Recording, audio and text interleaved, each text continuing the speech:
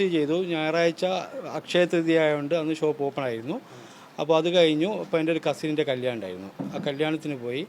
അപ്പോൾ എൻ്റെ കയ്യിൽ പിന്നെ റിഫൈനറി ആവശ്യാർത്ഥമുള്ള ഒരു സ്വർണവും കയ്യിലുണ്ടായിരുന്നു. അപ്പോൾ ഞായറാഴ്ച കോഴിക്കോട് പോകണം. അങ്ങനെ ഈ ആവശ്യത്തിന് സ്വർണ്ണം എടുത്ത് കസിൻ്റെ കല്യാണവും കഴിഞ്ഞു. ഞാൻ എന്ത് ചെയ്തെന്ന് വെച്ചാൽ എൻ്റെ വീട്ടിലേക്ക് വരികയായിരുന്നു. വീട്ടിലേക്ക് വരുമ്പോൾ വലിയ കുണ്ടാറ്റിൽ എന്ന സ്ഥലത്തെത്തിയപ്പോൾ പിന്നെ ഒരു ഒളിഞ്ഞിരിക്കുകയും ഒരു 5-10 ആൾക്കാർ ഒന്നായിട്ട് എന്നെ കൊള്ള ചാടി വീഴുകയാണ് ചെയ്തത്. എനിക്ക് പെട്ടെന്നൊന്നും മനസ്സിലായില്ല. ഫസ്റ്റ് വന്ന ഉടനെ തന്നെ ഇവരെൻ്റെ ബൈക്കിന് വാളെടുത്ത് വെട്ടുകയാണ് ചെയ്തത്. വാളുണ്ടായിരുന്നു, വാൾ കൊണ്ടാണ് വെട്ടിയത്. ഹെഡ്ലൈറ്റ് എൻ്റെ വണ്ടിയുടെ ലൈറ്റ് അപ്പം തന്നെ പോയിട്ടുണ്ട്. പിന്നെ എനിക്ക് എൻ്റെ കഴുത്തിന് നേരെ ഒരു വെട്ടാണ് വരുന്നത്. അത് ഞാൻ ഈ കൈ കൊണ്ട് തടുത്തപ്പോൾ ഈ ഭാഗത്ത് എന്തായിട്ടുണ്ട്, നല്ല മുറിവ് വന്നിട്ടുണ്ട്. പിന്നെ മൊത്തം അടി തന്നെയാണ്. എനിക്കൊന്നും മനസ്സിലാകുന്നില്ല. അപ്പോൾ ഞാൻ എന്തായിപ്പോയി വെച്ചാൽ അവിടെ വീണ് കിടന്നു പോയിട്ട് പിന്നെ എനിക്ക് ബോധമില്ലാത്ത അവസ്ഥയായിപ്പോയി. ഞാൻ കുറച്ച് അറ്റാക്കുകയും പിടിക്കുകയും ചെയ്തിട്ടുണ്ട്. പിന്നെ എനിക്ക് ആരാ എന്നെ ചെയ്താൽ ഞാൻ മരണപ്പെട്ടു എന്നുള്ള അവസ്ഥയിലേക്ക് ബോധമില്ലാത്ത അവസ്ഥയായിപ്പോയി. മരിച്ചു എന്നുള്ള വിചാരിച്ചിട്ടായിരിക്കാം അവരെന്തായിട്ട് പോയത്. പക്ഷെ എൻ്റെ കീശയെന്ന് പൊന്നെടുക്കുന്നത് ഫസ്റ്റ് തന്നെ സുരേഷ് എന്ന് പറഞ്ഞ ഒരാൾ എൻ്റെ കീശയെ കൈയിട്ടിട്ട് എൻ്റെ മൊബൈലും എൻ്റെ കീശയുള്ള തൂണേരി അക്രമം കൊള്ള മുതലുമായി ഡിവൈഎഫ്ഐക്കാരൻ അറസ്റ്റിൽ. പിടിച്ചെടുത്തത് 10 പവൻ ആഭരണവും 2 മൊബൈൽ ഫോണുകളും. തൂണേരി വെള്ളൂര് മേഖലയിൽ വീടുകൾ അഗ്നിക്കിരയാക്കി കവർച്ച നടത്തിയ കേസിൽ അറസ്റ്റിലായ പ്രതിയിൽ നിന്ന് കൊള്ള മുതൽ കണ്ടെടുത്തു. കല്ലാച്ചിയിലെ ഇയ്യങ്കോട് കൊള്ളിയന്റെ വീട് രാജീവനെ 38 നാദാപുരം ഡിവൈഎസ്പി പ്രജീഷ് തോട്ടത്തിൽ അറസ്റ്റ് ചെയ്തത്. കോടഞ്ചേരിയിലെ കാട്ടുമൂടത്തിൽ അബൂബക്കർ ഹാജിയുടെ വീട്ടിൽ നിന്ന് മോഷ്ടിച്ച 10 പവൻ സ്വർണ്ണാഭരണവും മകൻ മഹ്മൂദിന്റെ വീട്ടിൽ നിന്നെടുത്ത 2 മൊബൈൽ ഫോണുകളുമാണ് പ്രതികളിൽ നിന്ന് കണ്ടെടുത്തത്. കഴിഞ്ഞ ദിവസം പോലീസ് കസ്റ്റഡിയിലെടുത്ത രാജീവിനെ വിശദമായി ചോദ്യം ചെയ്യുമ്പോഴാണ് കൊള്ള മുതൽ തന്റെ പക്കലുണ്ടെന്ന് ബോധ്യമായ തുടർന്ന് ഇന്നലെ രാവിലെ ഇയാളുടെ വീട്ടിൽ നടത്തിയ പരിശോധനയിൽ കൊള്ള മുതലുകൾ ലഭിച്ചത്. കിടപ്പുമുറിയിലെ അലമാരയിൽ ഒളിപ്പിച്ചു വെച്ച നിലയിലായിരുന്നു ഇവ. 35 പവൻ ആഭരണങ്ങളാണ് അബൂബക്കർ ഹാജിയുടെ വീട്ടിൽ നിന്ന് അക്രമത്തിനിടെ കവർച്ച നടത്തിയത്. ബാക്കി ആഭരണങ്ങൾ കണ്ടെത്താൻ പോലീസ് അന്വേഷണം ഊർജിതമാക്കിയിട്ടുണ്ട്. ഞാൻ പറഞ്ഞു വരുന്നത്, തെരഞ്ഞെടുപ്പ് കഴിഞ്ഞപ്പോൾ രാഷ്ട്രീയത്തിൻ്റെ പേരിൽ അക്രമം അഴിച്ചു വിടുക, കക്ഷി രാഷ്ട്രീയത്തിൻ്റെ പേരിൽ അക്രമം അഴിച്ചു വിട്ടിട്ട് UDFിൻ്റെയും മുസ്ലിം ലീഗിൻ്റെയും പ്രവർത്തകരുടെ വീടുകൾ കയറിയിട്ട് വീട് കൊള്ളയടിക്കുക എന്ന് പറഞ്ഞ പച്ച മലയാളത്തിൽ എന്താണത്? കക്കുക, സ്വർണം കക്കുക, മൊബൈൽ കക്കുക, പണം അടിച്ചു മാറ്റുക. ഇതാണ് സഖാക്കൾ നടത്തിക്കൊണ്ടിരിക്കുന്നത്. സ്വർണമല്ലെങ്കിലും ഈ ക്രിമിനൽ തെമ്മാടികളെ സംബന്ധിച്ചിടത്തോളം സ്വർണം എപ്പോഴും ഇവരുടെ ഒരു വീക്ക്നെസ്സാണ്. രാജാവ് ഷാർജയിൽ നിന്നും ദുബൈയിൽ നിന്നും സ്വർണം കടത്തുന്ന വ്യക്തിയായിരുന്നു, പലരെയും ഉപയോഗിച്ചിട്ട്, അല്ലേ? രാജാവ് ഖുർആൻ്റെ ഉള്ളിൽ സ്വർണം കടത്തുന്നു, രാജാവ് മറ്റേ ബിരിയാണി പാത്രത്തിൽ സ്വർണം കടത്തുന്നു, ഷാർജ ഷെയ്ഖ് വരുമ്പോൾ അവരുടെ വാഹനത്തിൽ സ്വർണം കടത്തുന്നു. രാജാവ് സ്വർണം കടത്തലായിരുന്നു. എവിടുന്ന്? ദുബൈയിൽ നിന്ന്, ഷാർജയിൽ നിന്ന്, അബുദാബിയിൽ നിന്ന് ഒക്കെ സ്വർണം കടത്തുക. ഇനി അടിമകൾ രാജാവിന് വേണ്ടിയിട്ട് സ്വർണം മുക്കുക, കക്കുക. അയ്യൻ്റെ പൊന്ന് കട്ട ആളുകൾ ഇപ്പോൾ ഇവർ കക്കലും നക്കലും മുക്കലും തൂറലും ഇതിങ്ങനെ നടത്തിക്കൊണ്ടേയിരിക്കുക, അല്ലേ? അയ്യൻ്റെ പൊന്ന് കട്ടു എന്ന് മാത്രമല്ല, കടത്തിക്കൊണ്ടുപോയി ഉരുക്കി വിറ്റു, നക്കിയില്ലേ? കിട്ടിയോ? കിട്ടിയിട്ടില്ല. തൊണ്ടി മുതൽ കിട്ടിയിട്ടില്ല, ഇതുവരെ കിട്ടിയിട്ടില്ല. കിട്ടൂല. എന്ന് കാരണം എന്താ? കാരണം അതിൻ്റെ പങ്ക്, ഉരുക്കി വിറ്റ് പണമാക്കിയതിൻ്റെ പങ്ക് രാജാവിനടക്കം ലഭിച്ചിട്ടുണ്ട്. പിന്നെ അടുത്തത് ഈ പറയുന്ന UDF പ്രവർത്തകരുടെ, മുസ്ലിം ലീഗിൻ്റെ, കോൺഗ്രസിൻ്റെ ഒക്കെ പ്രവർത്തകരുടെ വീടുകൾ കയറിയിട്ട് കൊള്ളയടിക്കുക. കാരണം അവരുടെ വീട്ടിൽ പണം ഉണ്ടാകും, അവരുടെ വീട്ടിൽ സ്വർണം ഉണ്ടാകും, അവരുടെ വീട്ടിൽ മൊബൈൽ ഫോണുകൾ ഉണ്ടാകും, ഒക്കെ ഉണ്ടാകും. അപ്പോൾ ഇതൊക്കെ അന്തരീക്ഷങ്ങൾ നോക്കി വെക്കുക. എന്നിട്ട് അവസരം കിട്ടുമ്പോൾ, ഒരു തെരഞ്ഞെടുപ്പ് കഴിയുമ്പോൾ ഒക്കെ ഈ രാഷ്ട്രീയ കലാപങ്ങൾ ഉണ്ടാക്കിയിട്ട് ഞാൻ ചോദിക്കുന്നത്, ഒരു രാഷ്ട്രീയ പാർട്ടിയുടെ പ്രവർത്തനങ്ങളിൽ എവിടെയാണ് വീടിന് തീ വെക്കുന്ന ഏർപ്പാട്? അങ്ങനെ ഒരു പ്രവർത്തനമുള്ളത്? ആ വീടുകൾ കയറിയിട്ട് അവിടുത്തെ സ്വർണവും പണവും മൊബൈൽ ഫോണും ഒക്കെ കൊള്ളയടിക്കുന്ന, കക്കുന്ന ഏർപ്പാട്, അതെന്തൊരു രാഷ്ട്രീയ പ്രവർത്തന? അയ്യൻ്റെ പൊന്ന് കക്കുന്ന രാഷ്ട്രീയ പ്രവർത്തനം, അത് എങ്ങനത്തെ രാഷ്ട്രീയ പ്രവർത്തന? എനിക്ക് മനസ്സിലാവുന്നില്ല. അപ്പം ഞാൻ പറഞ്ഞു വരുന്നത്, ഈ നിയമസഭാ തെരഞ്ഞെടുപ്പ് കഴിഞ്ഞതിന് തൊട്ടു പിന്നാലെ കുറ്റ്യാടിയിൽ, നാദാപുരത്ത്, വടകരയിൽ, പേരാമ്പ്രയിൽ, ഇതിൻ്റെ സമീപ പ്രദേശങ്ങളിൽ ഒക്കെ നടന്നിരിക്കുന്ന വലിയ കൊള്ളയെക്കുറിച്ചാ കേരളം ഇന്ന് വരെ അതിനെ ചർച്ച ചെയ്യുന്നത് എനിക്ക് കാണാൻ കഴിയുന്നില്ല. ഇതൊക്കെ സംഭവിക്കുമോ എന്ന് ചോദിക്കും, സംഭവിക്കുന്നുണ്ട്. ഇപ്പൊ പറഞ്ഞത് കേട്ടില്ലേ, DYFIയുടെ ഗുണ്ട ക്രിമിനൽ. ഇപ്പോൾ ഒരാൾ സംസാരിക്കുന്നത് കണ്ടു, ലീഗിൻ്റെ പ്രവർത്തകനാ, സ്വർണ്ണ വ്യാപാരിയാണ്, ഇതിൻ്റെ പരിപാടി നടത്തുന്ന വ്യക്തിയാണ്. അയാളെ രാത്രി വീട്ടിലേക്ക് വരുമ്പോൾ അയാളെ മുമ്പിലേക്ക് ചാടി വീണ് ആക്രമിച്ച്, നിങ്ങൾ കണ്ടില്ലേ ആ മനുഷ്യൻ്റെ അവസ്ഥ, അയാളുടെ കയ്യിലുണ്ടായ സ്വർണ്ണമൊക്കെ അടിച്ചു കൊണ്ടുപോയി. ഇതുപോലെ രാഷ്ട്രീയത്തിൻ്റെ പേരിൽ രാഷ്ട്രീയ കലാപങ്ങൾ ഉണ്ടാക്കുക. തെരഞ്ഞെടുപ്പ് കഴിയുമ്പോൾ ആ തെരഞ്ഞെടുപ്പ് വരെ നടന്ന കാര്യങ്ങളെ വെച്ചിട്ട്, പ്രചരണങ്ങളെ വെച്ചിട്ട് ഒക്കെ വലിയ കലാപങ്ങൾ ഉണ്ടാക്കുക. എന്നിട്ട് ഈ കലാപങ്ങളുടെ മറവിൽ എന്താ നടത്തുന്നത്? ഈ പറയുന്ന UDFന്റെ പ്രവർത്തകരെ, മുസ്ലിം ലീഗിൻ്റെ പ്രവർത്തകരുടെ വീടുകളിൽ കയറിയിട്ട് സ്വർണവും പൊന്നും പണവും മൊബൈലും ഒക്കെ അടിച്ചു മാറ്റുക. നിങ്ങളൊന്ന് ആലോചിച്ച് നോക്ക്, ഇതാണോ രാഷ്ട്രീയ പ്രവർത്തനം? ഇത് നല്ല ഒന്നാം തരം കള്ളന്മാരല്ലേ? നല്ല ഒന്നാം തരം കള്ളന്മാരല്ലേ? ഏത് കള്ളന്മാര്? സഖാക്കളാണേ അയ്യപ്പ എന്ന് പറഞ്ഞ സഖാക്കളല്ലേ ചെയ്തുകൊണ്ടിരിക്കുന്നത്. നല്ല DYFIയുടെ ക്രിമിനൽ ഗുണ്ടകള്. ആ ക്രിമിനൽ ഗുണ്ടകള്, ക്രിമികീടങ്ങള്, രാജാവിൻ്റെ ക്രിമികീടങ്ങള്, ആ ക്രിമികീടങ്ങളല്ലേ ഇത് ചെയ്തുകൊണ്ടിരിക്കുന്നത് അല്ലേ? മുസ്ലിം ലീഗിൻ്റെ പ്രവർത്തകരുടെ വീട് ആദ്യം മുതലേ നോക്കി വെക്കുക. എന്നിട്ട് തെരഞ്ഞെടുപ്പൊക്കെ കഴിയുമ്പോൾ തെരഞ്ഞെടുപ്പിൻ്റെ പേരിൽ ഒരു കലാപം ഉണ്ടാക്കുക. ഞാൻ ചോദിക്കുന്നത്, എനിക്ക് മനസ്സിലാവുന്നില്ല, തെരഞ്ഞെടുപ്പ് എന്ന് പറഞ്ഞാൽ എന്താ? നമ്മുടെ നാട്ടിലെ ഒരു ജനാധിപത്യ പ്രക്രിയ. അതിൽ പ്രചരണങ്ങൾ എല്ലാവരും നടത്തുന്നുണ്ട്. എല്ലാ പാർട്ടിയും എല്ലാ മുന്നണിയും പ്രചരണങ്ങൾ നടത്തുന്നുണ്ട്. എല്ലാവരും സ്ഥാനാർത്ഥികളെ നിർത്തുന്നുണ്ട്. എന്നിട്ടോ തെരഞ്ഞെടുപ്പും പ്രചരണവും തെരഞ്ഞെടുപ്പും ഒക്കെ കഴിഞ്ഞു കഴിയുമ്പോൾ ഇതിൻ്റെ പേരിൽ എന്തുണ്ടാക്കുക? കലാപം ഉണ്ടാക്കുക. കലാപം ഉണ്ടാക്കിയിട്ട് ഈ പറയുന്ന UDF പ്രവർത്തകരുടെ വീട് ആക്രമിക്കുക. എന്നിട്ട് ആ വീട്ടിലുള്ള സ്വർണവും പണവും മൊബൈലും എന്തൊക്കെ കിട്ടുന്നതൊക്കെ കൊണ്ടുപോകുക, അടിച്ചു മാറ്റുക.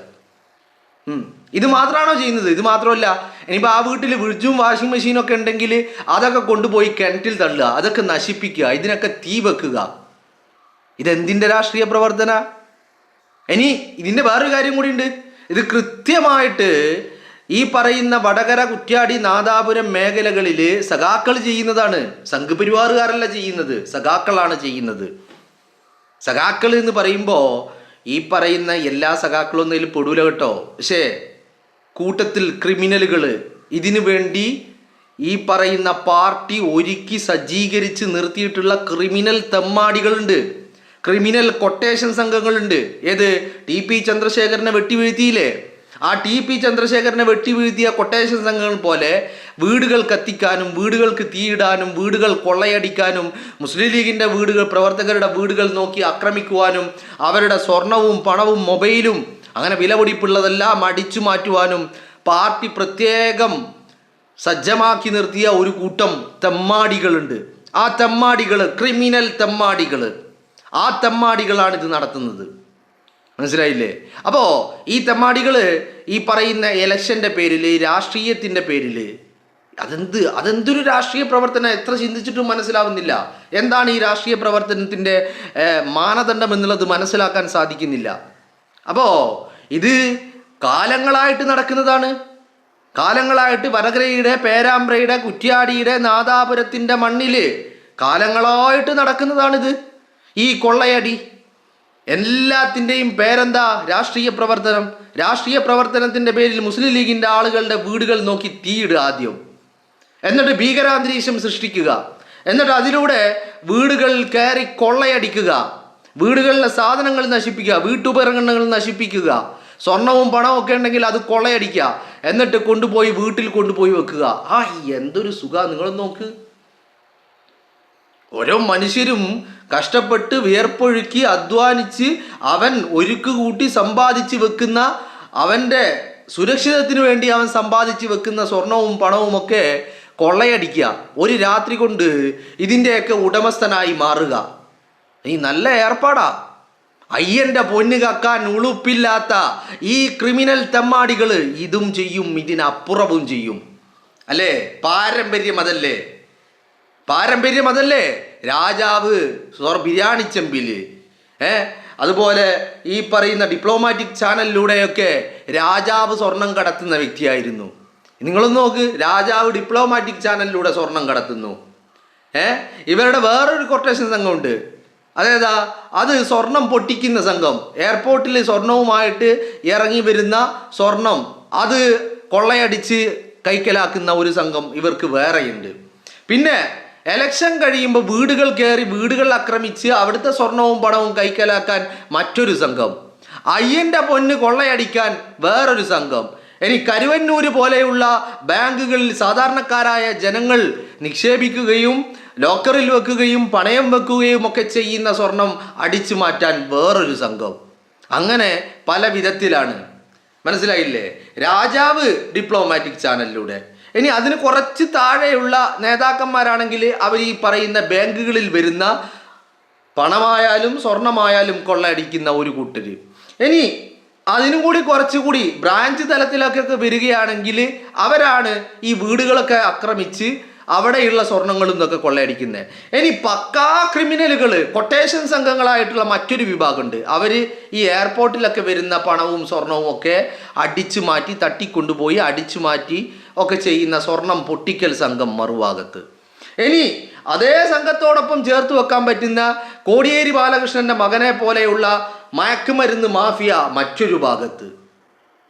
പിന്നെ അതിനപ്പുറം എല്ലാത്തിൻ്റെയും വലിയ ഏറ്റവും ക്രിമിനൽ ആയിട്ടുള്ള ഏറ്റവും വലിയ സംഘം എന്ന് പറയുന്നത് അത് വേറെ രീതിയിലുള്ള കൊട്ടേഷൻ സംഘം. രാഷ്ട്രീയ പ്രവർത്തനം നടത്തിയതിൻ്റെ പേരിൽ 51, 56, 52 ഒക്കെ വെട്ടി വീഴ്ത്തി ഛിന്ന ഭിന്നമാക്കുന്ന കൊലപ്പെടുത്തുന്ന ഒരു സംഘം മറുഭാഗത്ത്. ഞാൻ പറഞ്ഞു വരുന്നത് CPM എന്ന് പറയുന്ന ഒരു ക്രിമിനൽ സംഘത്തിൻ്റെ പ്രവർത്തനങ്ങളെക്കുറിച്ചാണ്. ഇവരാരാണ്? ഇവർ രാഷ്ട്രീയ പ്രവർത്തകർ. എന്താണ് രാഷ്ട്രീയ പ്രവർത്തനം? ഇതാണോ രാഷ്ട്രീയ പ്രവർത്തനം? കള്ളക്കടത്ത്, മയക്കുമരുന്ന് മാഫിയ, കൊലപാതകം, കൊട്ടേഷൻ സംഘം, പിടിച്ചുപറി, കൊള്ളയടി, ഇതൊക്കെയാണോ രാഷ്ട്രീയ പ്രവർത്തനം? ഇതൊക്കെ നിരന്തരമായിട്ട് നടത്തിക്കൊണ്ടിരിക്കുന്ന ഇത് രാഷ്ട്രീയ പ്രവർത്തനമോ രാഷ്ട്രീയ പാർട്ടിയോ അല്ല.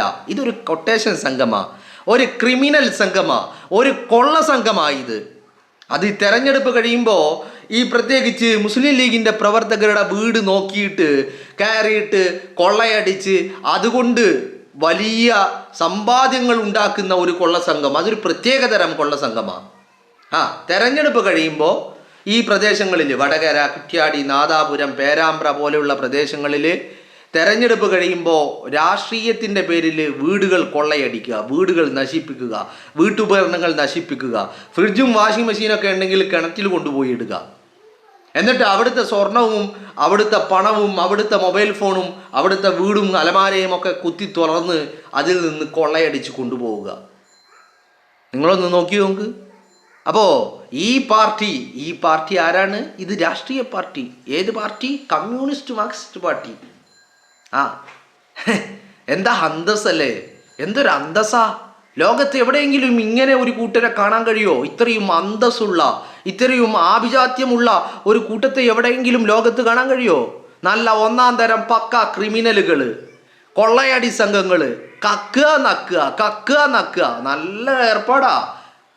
രാത്രികാലങ്ങൾ പോവുക, അല്ലെങ്കിൽ വൈകുന്നേരം ഇരുട്ടായാൽ കഴിഞ്ഞാൽ മറ്റുള്ള വീടുകൾ കയറുക, കൊള്ളയടിക്കുക, എന്നിട്ട് അത് നക്കിയിട്ടിരിക്കുക.